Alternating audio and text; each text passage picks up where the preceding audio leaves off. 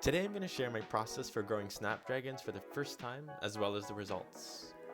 Starting with the seeds, I planted about 6 or 7 different varieties of Snapdragons.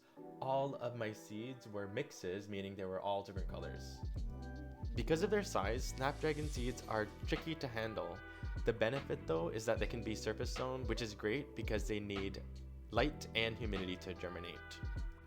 So even after germinating, Snapdragon seedlings are a bit more fussy because they need lots of light.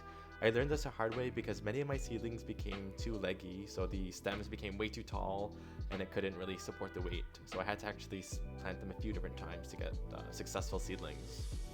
Placing the seedlings a little closer to the light source and also purchasing a few different lighting options helped with this. I made a raised garden bed where I planted my Snapdragons as well as a few other annual flowers.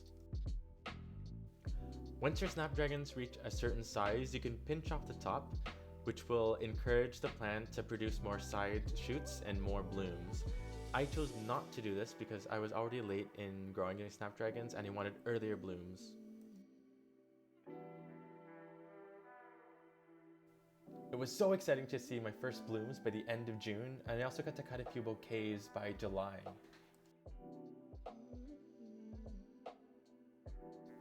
I grew several different flowers for the first time this year, and I have to say that Snapdragons are definitely one of my favorites. From what I've seen so far, I'm really pleased with the results, and there's still a few more that I haven't seen yet because I'm still waiting for them to bloom. Overall, I know there's still room for improvement for next year with things like soil quality and maybe applying some fertilizer more frequently. So as long as I keep deadheading these will continue to bloom for me all the way until the fall.